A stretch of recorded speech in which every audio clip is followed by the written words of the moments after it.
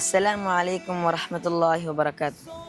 സ്നേഹമുള്ളവരെ, പരിശുദ്ധമായ അഷ്റഫുൽ ഖൽഖിൻ്റെ പിറവി കൊണ്ടനുഗ്രഹീതമായ ഈ മാസത്തിൽ പുണ്യ നബി സല്ലല്ലാഹു അലൈഹി വസല്ലമ തങ്ങളെ ഓർക്കാനും അവിടുത്തെ പ്രകീർത്തിക്കാനും ഒരു സത്യവിശ്വാസിയെ സംബന്ധിച്ചിടത്തോളം അവരുടെ മനസ്സുകൊണ്ട് നിർബന്ധമാകുന്ന കാര്യമാണ്.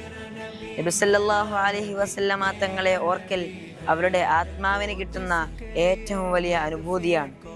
അതുകൊണ്ടാണ് മഹാനായ ബൂസൂരി റഹിമഹുല്ലാഹു തആല പറഞ്ഞത്, മുഹമ്മദുൻ ദിക്റുഹു റൂഹുൽ ലിഅൻഫുസിനാ മുഹമ്മദുൻ ശുക്റുഹു ഫർളുൻ അലൽ ഉമമി. പുണ്യ നബി സല്ലല്ലാഹു അലൈഹി വസല്ലമ തങ്ങളെ ഓർക്കൽ തന്നെ ആത്മാവിന് കിട്ടുന്ന ആനന്ദമാണ്.